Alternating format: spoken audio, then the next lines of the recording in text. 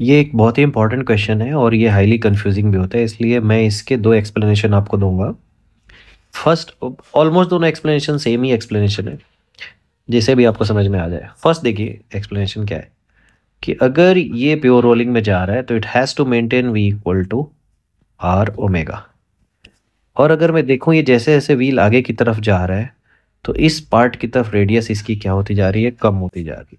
तो अगर ये रेडियस कम होती जा रही है और दोनों पार्ट के लिए ओमेगा सेम है, so along the A B ये जो डिस्टेंस है, इस डायरेक्शन में ये जो डिस्टेंस ट्रेवल हो रही है अलोंग द रेल्स आप बोल सकते हो, या जिसके ऊपर ये रोल कर रहा है, वो लेफ्ट वाला पार्ट कम डिस्टेंस ट्रैवल करेगा as compare to the right, क्योंकि उधर रेडियस क्या होती जा रही है बच्चों, कम, ओमेगा है सेम।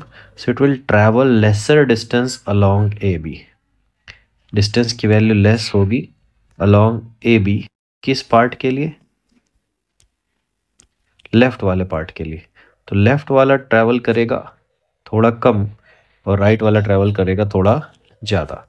तो लेफ्ट पार्ट अगर डिस्टेंस ट्रैवल करता है थोड़ा कम और राइट पार्ट की डिस्टेंस ट्रेवल है ज़्यादा, so this wheel has to rotate like this.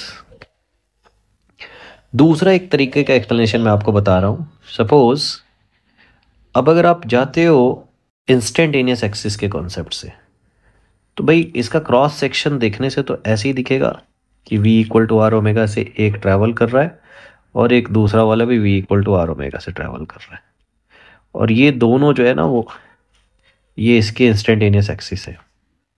तो अगर आप बात करोगे छोटे इस पॉइंट के अबाउट, पॉइंट ऑफ कांटेक्ट के अबाउट, ये लेस डिस्टेंस ट्रैवल करेगा। पॉइंट ऑफ कांटेक्ट के अबाउट अगर देखोगे तो ये रेडियस अगर कम है तो इसकी जो वेलोसिटी होगी v की, that will be r omega, that will be lesser as compare to the bigger wheel. तो यहाँ से भी आपको समझ में आता है कि जिधर रेडियस कम होती जा रही है उधर डिस्टेंस कम ट्रैवल होगी।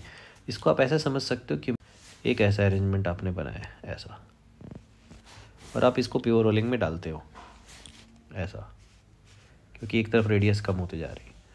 तो नंबर ऑफ रिवॉल्यूशन अगर ये इक्वल कंप्लीट करेगा तो ये किधर टर्न लेगा, ये ज़्यादा अगर डिस्टेंस ट्रैवल करता है तो ये टर्न इधर की तरफ ही तो लेगा। So the answer by any of the explanation is towards left.